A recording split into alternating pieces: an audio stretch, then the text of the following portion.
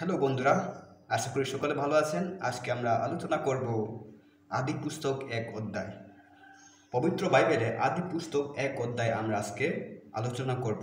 আমি আদি পুস্তক 1 অধ্যায় পুরো অধ্যায়টি আমি পড়ব না, কিন্তু আমরা বেসিকভাবে আদি পুস্তক 1 অধ্যায়টাকে ভালোভাবে জ্ঞান লাভ করার জন্য বা আমাদের মাথায় ধরে রাখার জন্য মূল বিষয়গুলো আলোচনা করব, যে আলোচনার মাধ্যমে আপনারা বুঝতে পারবেন আদি পুস্তক 1 অধ্যায়ে কি কি বিষয় লেখা আছে বা কি কি ঘটনা ঘটেছে, ঈশ্বর কি কি করেছে। তো আমরা জানি প্রিয় বন্ধুরা, আদি পুস্তক 1 অধ্যায়ে ঈশ্বর পৃথিবী সৃষ্টি করেছেন। পৃথিবী সৃষ্টির বিবরণ দেওয়া আছে।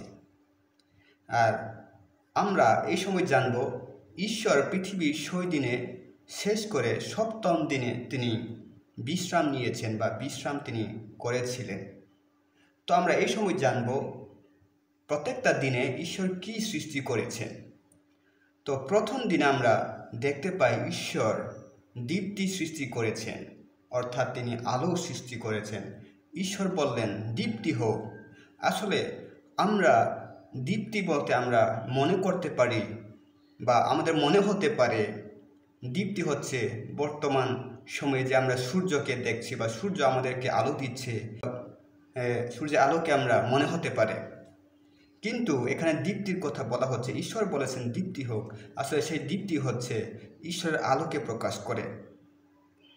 যখন প্রথম ঈশ্বর বলেছেন দীপ্তি হোক, এটা হচ্ছে ঈশ্বরের প্রথম তিনি কথা বা তার মুখ থেকে বের হওয়া প্রথম আদেশ হচ্ছে দীপ্তি। আর সেই দীপ্তি হচ্ছে ঈশ্বরের আলোকে বোঝাচ্ছে। এটা কোনো চাঁদের আলো বা এটা কোনো সূর্যের আলো এটাকে বোঝাচ্ছে না, এটা বোঝাচ্ছে দীপ্তি বলতে ঈশ্বরের নিজেকে প্রকাশ, আলো হিসাবে নিজেকে প্রকাশ। যিশু বলেছেন আমি জগতের আলো, অর্থাৎ যিনি আলো, এখানে ঈশ্বর বলেছেন আলো হোক, যিনি আলো সেই আলোই হচ্ছে আমাদের ত্রাণকর্তা প্রভু যীশু খ্রিস্ট। এবং এই আলোই পৃথিবীর সৃষ্টির সময় সমস্ত কাজ করেছিলেন। আর দ্বিতীয় দিনে ঈশ্বর যেটা সৃষ্টি করেছেন সেটা হচ্ছে বিতান এবং জলকে ভাগ করেছে। ওই সময় আমরা জানি পৃথিবীতে কোনো শুষ্ক মাটি ছিল না, কোনো ভূমি ছিল না।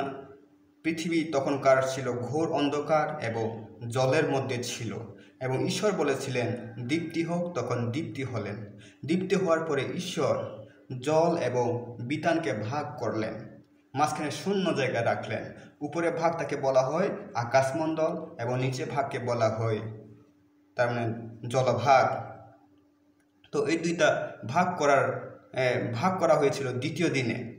আর তৃতীয় দিনে আমরা কি সৃষ্টি দেখতে পাই, সেটা হচ্ছে ঈশ্বর তৃতীয় দিনে শুষ্ক ভূমি এবং উদ্ভিদ তিনি সৃষ্টি করেছেন। অর্থাৎ তিনি তৃতীয় দিনে জলকে 2 ভাগ করলেন, একটা হচ্ছে শুষ্ক বা মাটি, আরেকটা হচ্ছে জলভাগ। 2 ভাগ তিনি করেছেন, বলেছিলেন জলের মধ্যে শুষ্ক ভূমি সৃষ্টি হোক, এখানে শুষ্ক ভূমি সৃষ্টি হলেন। তারপরে তিনি সেই শুষ্ক ভূমির উপরে বিভিন্ন উদ্ভিদ, অর্থাৎ বিভিন্ন পোকামাকড় বা বিভিন্ন গাছগাছালি তিনি সৃষ্টি হওয়ার জন্য তিনি আদেশ করলেন। আর আমরা দেখতে পাবো চতুর্থ দিনে ঈশ্বর কি সৃষ্টি করেছেন। চতুর্থ দিনে ঈশ্বর সৃষ্টি করেছেন দীপ্তিবাহক, অর্থাৎ সূর্য এবং চাঁদকে। তাছাড়া আকাশে আমরা রাতের বেলা অনেক নক্ষত্র তারা আমরা দেখতে পাই। সমস্ত নক্ষত্রমণ্ডলী, সমস্ত তারা ঈশ্বর সে চতুর্থ দিনে তিনি সৃষ্টি করেছেন। অর্থাৎ তিনি সূর্যকে সূর্য হিসেবে তিনি আলো দান করেছেন এবং চাঁদকে সেই সূর্যের আলোর মাধ্যমে সেই রাতের বেলা জ্যোতি বা আলো দিয়ে বলে তিনি চাঁদকে সংস্থাপন করেছেন। আর সেই প্রথম দিনে যে দীপ্তি এবং চতুর্থ দিনে যে দীপ্তি, তার মধ্যে অনেক পার্থক্য। প্রথম দিনে যে দীপ্তি আপনারা একটু আগে জেনেছেন, সেটা হচ্ছে যীশু খ্রিস্ট, যাকে ঈশ্বর বলেছেন দীপ্তি হোক, অর্থাৎ যীশু খ্রিস্ট নিজেকে প্রকাশ করছে। আর সেই সৃষ্টির দিনে আমরা যখন 1 অধ্যায় আমরা দেখতে পাই, আদিতে বাক্য ছিলেন, বাক্য ঈশ্বরের সহিত ছিলেন, আর বাক্য নিজে ঈশ্বর ছিলেন। এবং সেই বাক্যের মাধ্যমে সমস্ত কিছু সৃষ্টি করা হয়েছে, অর্থাৎ যীশু খ্রিস্টের মাধ্যমে সমস্ত কিছু সৃষ্টি করেছেন। আর আমরা পঞ্চম দিনে দেখতে পাই, পঞ্চম দিনে ঈশ্বর মৎস্য এবং পক্ষীগণ সৃষ্টি করেছেন। অর্থাৎ পৃথিবীর উপরে যত জলের মধ্যে অর্থাৎ সমুদ্রের মধ্যে যত মাছ আছে সেই পঞ্চম দিনে ঈশ্বর সৃষ্টি করেছেন, এবং আকাশের উড়ে বেড়ানো যত সব পাখি আছে সেই পঞ্চম দিনে তিনি সৃষ্টি করেছেন। আর ষষ্ঠ দিনে তিনি যেটি করেছেন সেটা হচ্ছে আমরা সকলে জানি, পশুদেরকে তিনি সৃষ্টি করেছেন।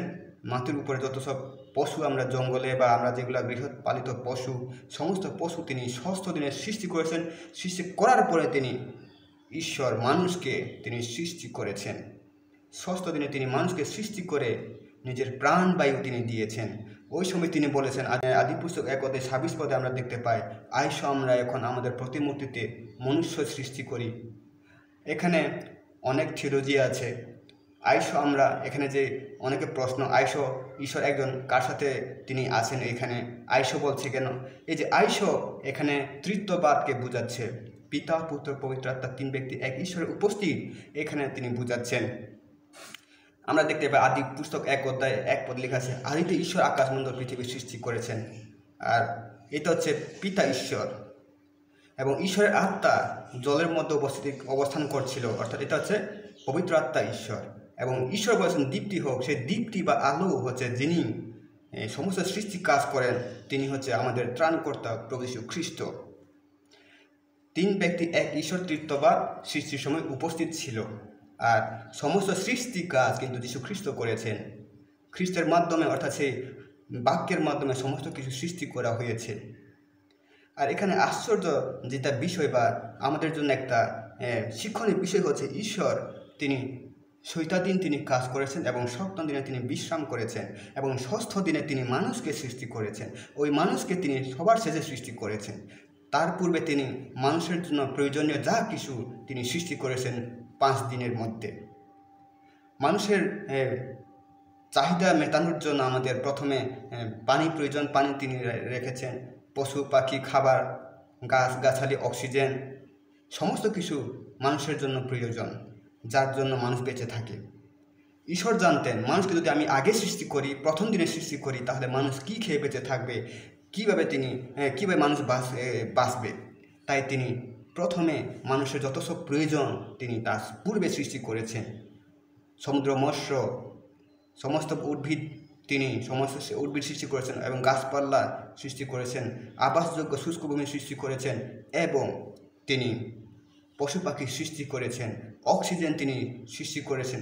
সমস্ত কিছু সৃষ্টি করার পরে তিনি আলো সৃষ্টি করেছেন, চাঁদ সূর্য আলো সৃষ্টি করেছেন, যেন মানুষ সুন্দরভাবে বাঁচতে পারে। পরিশেষে তিনি মানুষকে তিনি সৃষ্টি করেছেন। আরেকটি বিষয় এখানে শিক্ষণীয় বিষয় আছে, সেটি হচ্ছে আইসো আমরা আমাদের প্রতিমূর্তিতে মনুষ্য সৃষ্টি করি। এই যে আমাদের প্রতিমূর্তি বলতে আমরা ভুল বুঝে থাকি, আমরা বলি ঈশ্বর আমাদের মতো দেখতে। ঈশ্বর বলছে আমার প্রতিমূর্তিতে মনুষ্য নির্মাণ করি, মনুষ্য সৃষ্টি করি। আর এই পথটা যখন আমরা পড়ি তখন আমরা ভাবি ঈশ্বর আমাদের মতো দেখতে, ঈশ্বর হয়তো বা মানুষের মতো চেহারা, 2টা চোখ আছে, 1টি নাক আছে, 1টি মুখ আছে, 2টি কান আছে, মাথা, চোখ, সমস্ত কিছু আছে। আসলে সেটা না বন্ধুরা। প্রতিমূর্তি বলতে ঈশ্বরের সমস্ত গুণাবলীকে বোঝাচ্ছে। আপনার জীবনে যত সব পবিত্র আত্মার গুণাবলী রয়েছে, যত সব ভালো গুণাবলী রয়েছে, এটা হচ্ছে ঈশ্বরের প্রতিমূর্তি। ঈশ্বর সৃষ্টির দিনে আমাদের তার সমস্ত ভালো গুণাবলী দিয়ে তিনি আমাদেরকে সৃষ্টি করেছেন। এখানে কোনো পাপের স্বভাব ছিল না। তিনি তার বায়ু, সে নিঃশ্বাস তিনি ফু দিয়ে প্রাণবায়ু তিনি দিয়েছেন, সেটা হচ্ছে তার প্রতিমূর্তি। এবং সেই প্রতিমূর্তিতে আমাদেরকে সৃষ্টি করা হয়েছে। এদম বাগানে আদম হওয়াকে সৃষ্টি করা হয়েছে ঈশ্বরের প্রতিমূর্তিতে। আদম হওয়ার কাছে পাপ করার পূর্বে কোনো খারাপ বিষয় ছিল না, খারাপ চিন্তা ছিল না, নিজে যে উলঙ্গতা তারা বুঝতে পারতো না, কারণ পবিত্র ছিল। সমস্ত কিছু তাদের ভিতরে ঈশ্বরের প্রতিমূর্তি ছিল, ঈশ্বরের গুণাবলী ছিল, ভালো গুণাবলীগুলি ছিল। তার জন্য ঈশ্বর বলছে আমাদের প্রতিমূর্তিতে মনুষ্য নির্মাণ করি। প্রতিমূর্তি বলতে, মূর্তি বলতে ঈশ্বরের চেহারা বা আমরা চোখে যা দেখি সেটা না। মূর্তি বলতে, ঈশ্বরের প্রতিমূর্তি বলতে তার ফটোকপি, যেটা ভালো গুণাবলীগুলো। ঈশ্বর আত্মা, ঈশ্বরকে আমরা দেখতে পাই না, তিনি নিরাকার। তাই ঈশ্বরকে আমরা মানুষের মতো বলতে পারি না। ঈশ্বর আমাদেরকে প্রকাশ করেছেন তার গুণাবলীর মাধ্যমে। তিনি আমাদেরকে সৃষ্টি করেছেন। আইসো আমরা আমাদের প্রতিমূর্তিতে মনুষ্য নির্মাণ করি। তার গুণাবলী দিয়ে নির্মাণ তিনি আমাদেরকে করেছেন। তাই বলে তিনি আমাদেরকে তার মতো চেহারা বানিয়ে সৃষ্টি করেননি বা নির্মাণ করেননি। আর আইস আমরা প্রতিমূর্তি বলতে বলতে এখানে তৃত্ববাদ আছে, পিতা পুত্র পবিত্র আত্মা। এই এক অধ্যায়ে ভিতরে সেটা প্রকাশ পায়। এক পদে লেখা আছে আদিতে ঈশ্বর, পিতা ঈশ্বর, ঈশ্বরের আত্মা জলের উপরে অবস্থিত করেছিল, পবিত্র আত্মা ঈশ্বর, এবং দীপ্তি হোক যাকে দিয়ে সমস্ত কাজ সম্পন্ন করা হয়েছে। সে আলো, জগতের আলো, আমাদের ত্রাণকর্তা প্রভু যীশু খ্রিস্ট। তো প্রিয় বন্ধুরা, অনেক আরও পথ আছে পবিত্র বাইবেলে, যেহেতু আজকে আমি সীমাবদ্ধ থাকবো আদি পুস্তক 1 অধ্যায়ের ভিতরে, সেই জন্য যীশু খ্রিস্টকে সেই আলো হিসেবে প্রকাশ করা হয়েছে, তৃত্ববাদের কথা বলা হয়েছে। এর জন্য আয়ুষ আমরা আমাদের প্রতিমূর্তিতে মনুষ্য নির্মাণ করি, এবং সেই দীপ্তি হয়েছে আমাদের প্রভু যীশু খ্রিস্ট। ঈশ্বর এই 6 দিনে তিনি কাজ করেছেন, সমস্ত সৃষ্টির কাজ শেষ করে তিনি 7ম দিনে তিনি বিশ্রাম নিয়েছেন।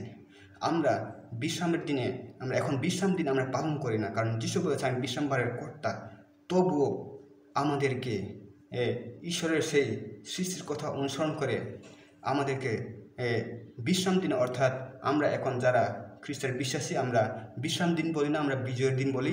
ওই বিশ্রাম দিনে, অর্থাৎ সেই বিশ্রাম দিনের পরে রবিবার দিনে প্রভু যীশু খ্রিস্ট পুনরুত্থিত হয়েছে, তাই আমরা রবিবার দিনটাকে বিজয়ের দিন বলে আমরা তার উপাসনা করি, অর্থাৎ আমরা গির্জা করি। আর শনিবারে হচ্ছে সেই পুরাতন নিয়মের বিশ্রাম দিন, যেটা ঈশ্বরও তিনি বিশ্রাম করেছিলেন। তো আমরা বিশ্রাম দিনকে আমরা ঈশ্বরের সেই বিশ্রামের কথা স্মরণ করে, খ্রিস্টের সেই নতুন নিয়মকে আমরা অনুসরণ করে আমরা বিশ্রাম দিনে, অর্থাৎ রবিবার দিনে, বিজয়ের দিনে, যেহেতু পুরাতন নিয়মে শনিবার হচ্ছে বিশ্রাম দিন, আর নতুন নিয়মে বিজয়ের দিন হিসেবে আমরা রবিবারকে অনুসরণ করছি, সেই রবিবার দিনে আমাদেরকে অবশ্যই গির্জা যেতে হবে এবং তাকে অনুসরণ করতে হবে।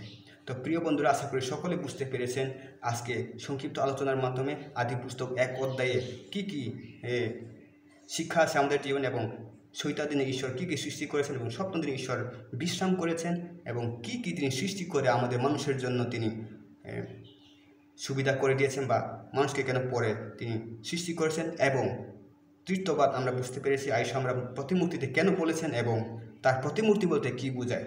তো আশা করি সকলে ভালো থাকবেন এবং সকলেই বুঝতে পেরেছেন। সকলকে আবারও খ্রিস্টীয় প্রীতি ও ভালোবাসার শুভেচ্ছা জানিয়ে শেষ করছি। জয় যিশু।